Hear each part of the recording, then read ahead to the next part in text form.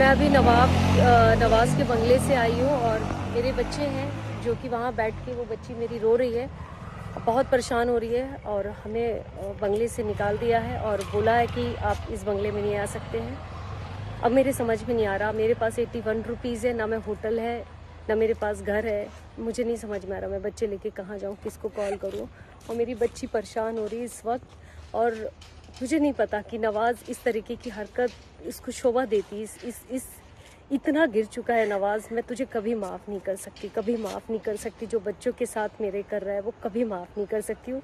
और मेरी बच्ची की जो हालत हो रही है, जिस तरीके की मेरे 2 बच्चे की हालत हो रही है, वो सब आपको दिखाना चाहती हूँ कि नवाज़ ने रात के मुझे इस वक्त 11:30 बजे 12 बज रहे हैं और इस तरीके की रोड में खड़ा करके रखा हुआ है। मेरे कुछ समझ में नहीं आ रहा मैं किधर जाऊँ इस वक्त अपने बच्चे लेके। मैं अभी नवाज़ के बंगले से आई हूँ और मेरे बच्चे हैं जो कि वहाँ बैठ के वो बच्ची मेरी रो रही है, बहुत परेशान हो रही है और हमें बंगले से निकाल दिया है और बोला है कि आप इस बंगले में नहीं आ सकते हैं।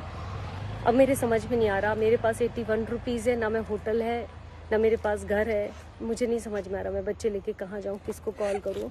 और मेरी बच्ची परेशान हो रही है इस वक्त और मुझे नहीं पता कि नवाज़ इस तरीके की हरकत इसको शोभा देती। इस इतना गिर चुका है नवाज़, मैं तुझे कभी माफ़ नहीं कर सकती, कभी माफ़ नहीं कर सकती। जो बच्चों के साथ मेरे कर रहा है वो कभी माफ़ नहीं कर सकती हूँ। और मेरी बच्ची की जो हालत हो रही है, जिस तरीके के मेरे 2 बच्चे की हालत हो रही है, वो सब आपको दिखाना चाहती हूँ कि नवाज़ ने रात के मुझे इस वक्त 11:30 बजे 12 बज रहे हैं और इस तरीके की रोड में खड़ा करके रखा हुआ है। मेरे कुछ समझ में नहीं आ रहा मैं किधर जाऊँ इस वक्त अपने बच्चे लेके।